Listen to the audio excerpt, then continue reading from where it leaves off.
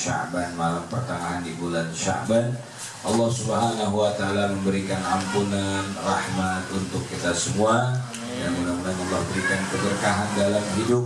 Dan mudah-mudahan di malam ini juga Allah Subhanahu wa taala berikan kita ajal, nasib yang terbaik yang menurut Allah Subhanahu wa taala baik untuk kita semua. Dengan harapan mudah-mudahan Allah panjangkan usia kita dalam keadaan sehat walafiat, taufik dan hidayah. Allah wafatkan kita dalam keadaan husnul khatimah. Semua hajat kita dikabul oleh Allah Subhanahu wa taala. Amin ya rabbal alamin. Masyaallah hadirin wal hadirat rahimakumullah. Sudah sebagaimana yang kita ketahui bahwasanya malam ini adalah malam nisfu Sya'ban, malam pertengahan daripada bulan Sya'ban, yang dimana malam ini banyak sekali keutamaan dan keistimewaan yang ada di dalamnya. Di antaranya adalah malam ini adalah malam penentuan daripada takdir. Ya, karena nanti akan ada hubung kaitnya dengan akhir di bulan Ramadan, yaitu malam Lailatul Qadar. Jadi di dalam kitab Syekh Muhammad bin Alwi bin Abbas Al-Maliki yang berjudul Madza fi Sya'ban, di situ dikatakan bahwa asma'u lailatin nisfi Sya'ban, nama-nama malam nisfu Sya'ban itu banyak. Jadi malam nisfu Sya'ban nama-namanya itu banyak. Kalau udah sesuatu yang memiliki banyak nama, itu menunjukkan atas kemuliaan yang dinamakan. Kalau dalam sebuah kaidah dikatakan kasratul asma tadullu ala syarafil musamma. Jadi banyaknya nama dan gelar itu menunjukkan akan mulianya yang dinamai. Berarti malam nisfu Sya'ban ini nggak main-main, malam yang ditunggu-tunggu. Di antaranya saja bahwa malam nisfu Sya'ban ini dikatakan Lailatul Ghufran. Ya, Lailatul Ghufran, malam ampunan Allah Subhanahu wa taala, karena dalam beberapa riwayat hadis Allah Subhanahu wa taala akan mencari hamba-hambanya fayughfaru lil mustaghfirin, akan diampuni orang yang minta ampun kepada Allah. Orang yang meminta kepada Allah akan diberikan hajatnya. Tetapi ada beberapa orang yang tidak mendapatkan ampunan pada malam ini. Di antaranya adalah al-musyrik, yaitu orang yang menyekutukan Allah. Ini pesan dari malaikat Jibril yang mengabarkan kepada Nabi Muhammad bahwa malam ini yang gak Allah ampuni itu adalah orang musyrik. Ya, berarti orang yang menyekutukan Allah, baik itu orang yang tidak percaya Allah. Ini berlaku umum. Musyrik secara hakiki berarti non-muslim, atau mukmin tapi masih menyekutukan Allah, masih main dukun gitu. Wah, cinta ditolak dukun bertindak, santet, wah, ya main teluh, main segala macam, main pelet, udah, main jimat segala macam, pokoknya banyak udah. Itu musyrik, udah, hati-hati. Yang kedua, musyahid, orang yang bermusuhan. Ya, musyahid ini bermakna alladzi yuqadu narul adawah, orang yang selalu menyalakan api permusuhan, atau ada sesuatu dengan saudaranya, masih belum tegur-teguran, masih cuek-cuekan. Kalau bahasa anak muda sekarang apa? Masih selek, mungkin kayak baut selek. Baut kalau terlalu kencang ke kanan, petek kayak itu selek tuh kayak gitu. Artinya apa? Nggak negur-neguran. Hati-hati. Ini malam. Makanya tradisi yang bagus, ya tradisi yang sangat bagus. Sebelum nisfu, sebelum malam nisfu atau sekarang, kita banyak minta maaf walaupun dengan WA, walaupun dengan sosmed kalau tidak bisa ketemu. Karena kata Nabi, silul arham walau bisalam, sambung silaturahmi walaupun dengan salam. Kita mungkin punya kawan yang gak lama kita tegur, yang mungkin dulu pernah ada masalah, tapi gak mungkin kita untuk kesana, satu jauh, ya. Yang kedua, ya mungkin kadang gengsi. Nah sekarang manfaatkan itu semua dengan handphone kita untuk menyambung silaturahmi tersebut. Ya jangan besar, jangan berat, ya jangan mengutamakan keegoisan diri, tapi minta maaf lebih dulu. Itu akan dapat ampunan oleh Allah Subhanahu wa taala. Makanya jangan musuhan udah. Malam nisfu Sya'ban udah 00, ya menjelang daripada bulan suci Ramadan. Itu musyahid, enggak dapat yang masih banyak masalah dengan saudaranya atau dengan teman. Yang ketiga, mudminu khamrin, orang yang suka minum khamr. Masih nenggak kiu, ya masih nyekek botol, kesian botol dicekek-cekek, ya kalau mau nyekek setan, ya ini setan Ustaz makanya dicekek, wah repot lagi. Bukan, ya jangan terlibat dengan hal-hal seperti itu. Hati-hati, Ya, anak-anak muda dijaga diri, dijaga pergaulan. Karena pergaulan yang paling berat ini, lingkungan nih, ya yang sangat mendukung. Ya, kadang mengaji, ayo mabuk, ayo juga. Nah, ini repot. Habis mabuk kan kita ngaji, Ustaz. Ya, tetap aja ya dosanya lebih besar, ya dosanya lebih besar dari manfaatnya, dosanya lebih besar dari ibadah kita, dosanya lebih besar dari pahala kita. Tuh pikirin tuh kayak gitu, kan ada presentasi pasti. Ya, jangan sampai meminum khamr, umul khaba'is, ya induk dari segala macam kejahatan. Kenapa disebut dengan induk? Ibu, ya umi itu ibu artinya. Karena dari khamr akan melahirkan banyak kejahatan. Orang begal mungkin gara-gara mabuk, orang zina gara-gara mabuk, berantem gara-gara mabuk, berebut cewek juga gara-gara mabuk. Wah, itu kan jelek banget udah. Mudminu khamrin, kecanduan, ya orang yang terlalu banyak minum khamr atau terus-menerus minum khamr. Yang keempat, qati'ur rahim, orang yang memutuskan silaturahmi, hampir sama dengan musyahin tadi. Ya, hobinya udah berantem aja, pokoknya di mana ada tongkrongan pasti dicari masalah. Wah, ini namanya ya qati'ur rahim itu, qati'ur rahim, orang yang selalu memutuskan silaturahim. Yang dicari permusuhan bukan persahabatan. Yang selalu dicari adalah permusuhan. Jangan, hati-hati ya. Atas nama solidaritas ya, padahal nggak ada masalah apa-apa sama tuh orang, cuman gara-gara solidaritas kita ikut musuhin tuh orang. Ini lagi lebih lucu lagi ya, jangan sampai itu solidaritas syaitan seperti itu.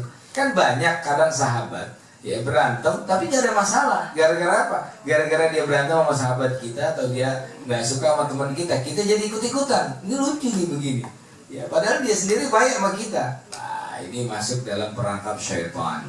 Ya, coba ketika kita diberikan oleh Allah mata dan telinga, coba menilai seseorang itu dengan mata, jangan telinga. Kadang yang namanya melihat itu ya dengan mata, tapi kebanyakan kita melihat itu dengan telinga. Maksudnya apa? Baru diomongin, baru dapat omongan gak enak, langsung kita percaya. Padahal kita sendiri belum melihat. Nah itu hati-hati.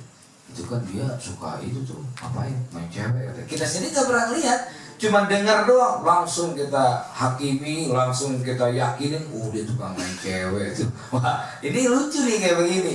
Gunakan mata untuk melihat, kuping untuk mendengar. Jangan semuanya digunakan dengan kuping. Selama kita nggak melihat depan mata kita, jangan percaya. Jangan percaya. Udah jangan percaya, kita belum lihat. Sebab itu yang bakal ngerusak kita punya hati. Ya pasti ini kadang banyak terjadi nih dalam pergaulan. Ya kita diceritain anu, kita langsung percaya. Sekedar mengiyakan untuk menghormati dia silakan aja, tapi jangan masuk di dalam hati. Tetap kita punya penilaian. Oke, itu buat dia yang melihat, tapi saya nggak lihat, buat saya nggak seperti itu. Nah, ini tips lah istilahnya, cara untuk menjaga solidaritas persaudaraan, pergaulan, pertemanan, persahabatan, itu harus dijaga semuanya. Ya, berapa banyak silaturahmi itu terputus hanya karena masalah yang remang-remang. Betul apa betul? Betul, masalah yang belum jelas, masalah yang sifatnya masih dugaan, belum real, ya, belum realita, baru dugaan doang. Nah ini nih kita perlu benahi di malam ini ya. Qati'ur rahim, orang yang mutusin silaturahim. Kemudian wala ila musbilin, kata malaikat Jibril, yang gak dapat ampunan malam ini adalah musbil, orang yang sombong, ya, orang yang angkuh, ya, hidup sombong banget, begitu kata mantra. Ya. Sombong ini apa? Al-Gibir, orang yang merasa benar dari yang lainnya, gak mau mendengar pendapat orang lain. Jadi ya nggak mau mendengar pendapat dari orang lain, nggak mau nerima saran, pokoknya gua dan gua. Lu mati jangan sendiri aja ke kuburan kalau gua dan gua.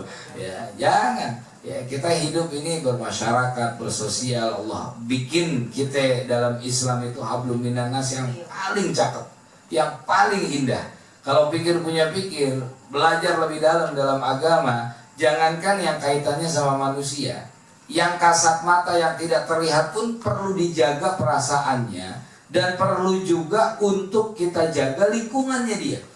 Apa maksudnya nih Ustaz? Contoh, di dalam fikih itu kita nggak boleh dan makruh hukumnya kencing di air yang tenang.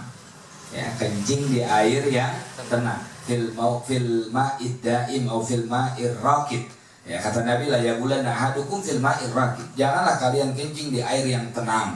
Kenapa? Karena air tenang itu satu, efeknya untuk manusia akan menajiskan. Takutnya genangan itu dipakai, dimanfaatkan oleh manusia. Tapi pendapat dua mengatakan kil, kata ulama, karena air yang tenang itu adalah ma'wal jin, tempatnya daripada jin. Makanya kita nggak boleh kencing di situ. Nah, ini yang saya katakan, jangankan manusia, jin aja dijaga perasaannya di dalam agama. Ya, kita nggak boleh kencingin rumah dia. Kalau rumah kita dikencingin gimana rasanya? Ya, itu dia makanya. Ya, bau, marah. Makanya banyak orang kesambet gara-gara kencing di bawah pohon, kencing di danau, kencing di apa. Emang itu tempatnya dia.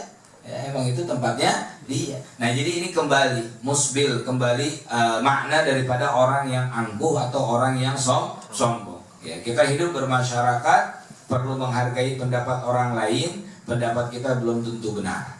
Ya, pendapat kita belum tentu benar. Biasakan kita punya hati ngelihat anak yang lebih kecil di bawah kita, umur di bawah kita, bahasanya junior, punya perasaan, ya Allah ini anak masih kecil. Kenapa?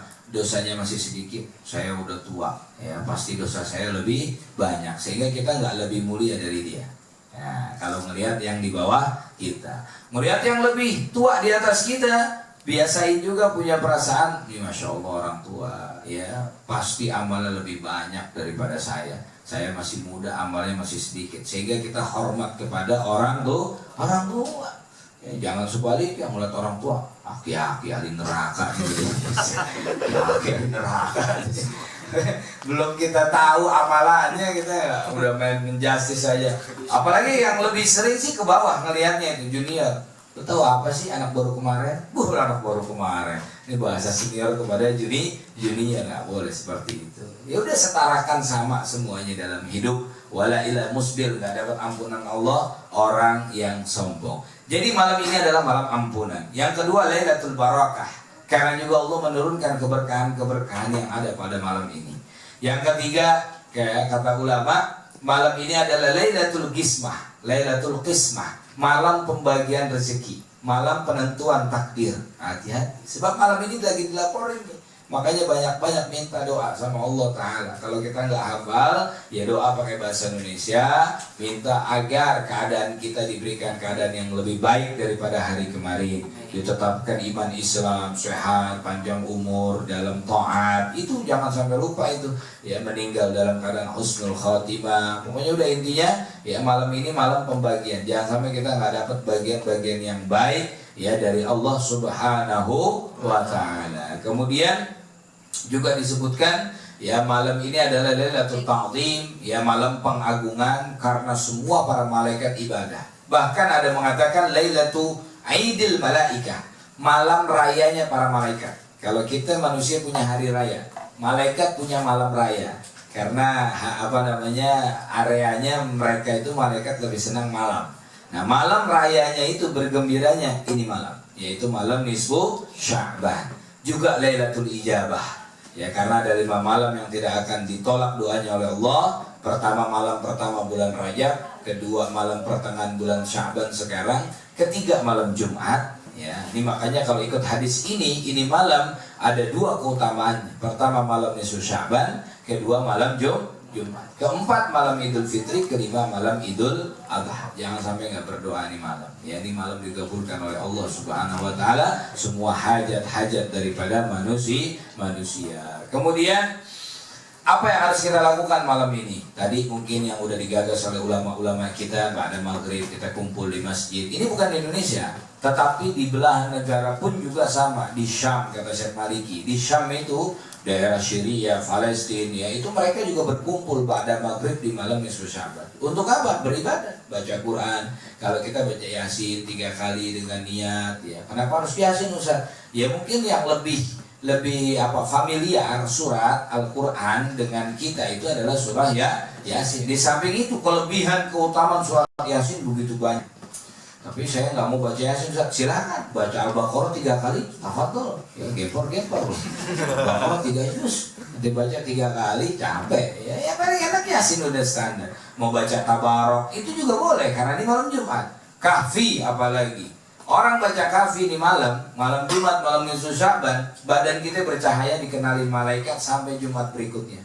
Kalau udah bahasa sampai Jumat berikutnya, insya Allah ada jaminan umur, ada jaminan hidup kita untuk Jumat ke depan. Kan lumayan seminggu juga. Itu tanya orang yang mau sekarang udah meninggal, ya minta balik lagi ke dunia walaupun sesaat, sejam aja. Ini dikasih umur seminggu, siapa yang gak pengen? Apalagi sampai setahun, berapa tahun. Nah itu jadi orang yang baca kahfi malam Jumat akan bercahaya ya sampai Jumat berikutnya, dan antara Jumat ini sampai Jumat berikutnya dosanya diampuni oleh Allah. Dosanya diampuni oleh Allah. Baca kahfi, ntar pulang dari sini baca surat kahfi. Kahfi. Enggak, baca dari awal sampai akhir. Ya, dari alhamdulillah sampai wala yusyrik bi ibadati rabbi ahada. Apalagi kalau bisa hafal 10 ayat.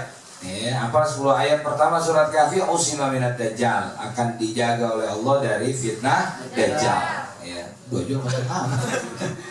Dajjalnya ke samping lagi ya, temennya kayak dajjal.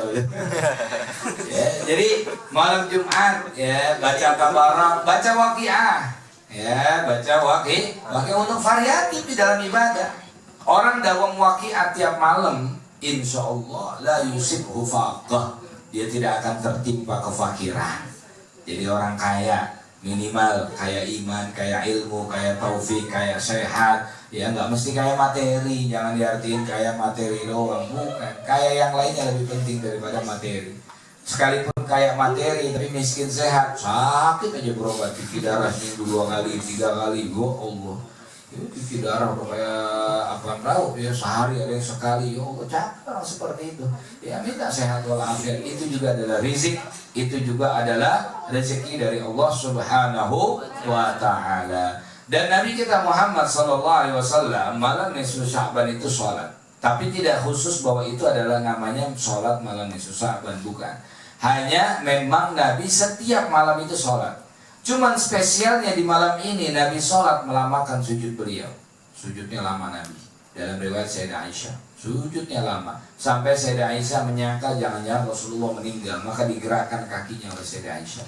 Digerakkan kakinya oleh Sayyidah Aisyah, kemudian Rasulullah mengangkat kepalanya. Maksudnya ternyata Nabi tidak meninggal dunia. Menyelesaikan sholatnya baru berbincang dengan Sayyidah Aisyah. Kata Rasulullah, ya Aisyah, apakah engkau khawatir bahwa Allah akan merugikanmu pada malam ini? Maksudnya apa yang kamu khawatirkan? Kata Sayyidah Aisyah, tidak ya Rasul, aku hanya khawatir engkau itu telah diambil oleh Allah Ta'ala, maksudnya meninggal. Tahukah engkau ini malam apa ya Aisyah? Kata Rasulullah, tidak ya Rasul, kata Sayyidah Aisyah. Kemudian Rasulullah mengatakan, ini malam Allah akan mengampuni semua orang yang meminta ampun bi'ada di sya'ri ghanami kalbin, ya, dengan sejumlah bulu yang ada di kambing Bani Kalb. Ampunan Allah diibaratkan seperti bulu-buluan yang ada di kambing milik Bani Kalb. Bani Kalb di Mekah itu paling mayoritasnya banyak punya kambing, ternak kambing, dan bulunya lebat-lebat. Nah itu diperumpamakan ampunan Allah seperti bulu-buluan yang ada di kambing Bani Kalb. Coba ente pikirin, siapa orang pernah ngitung bulu kambing? Wah jangan bulu kambing, bulu kaki ente nggak pernah ada yang ngitungin, ya. Apalagi bulu kambing, saking besar, banyak, penuhnya ampunan Allah pada malam hari ini. Mudah-mudahan kita semua mendapatkan ampunan Allah. Allahumma maghfiratuka awsaw min dzunubina wa rahmatuka arja indana min a'malina. Allahumma inna nas'aluka ghufranak, maghfiratan min 'indik, maghfiratan min fadlik, maghfiratan innaka wasi'al maghfirah ya arhamar rahimin. Ini saja yang dapat kami sampaikan, kurang lebihnya mohon maaf. Wabillahi taufiq wal hidayah. Wassalamualaikum warahmatullahi wabarakatuh. Waalaikumsalam warahmatullahi wabarakatuh. Coba aja.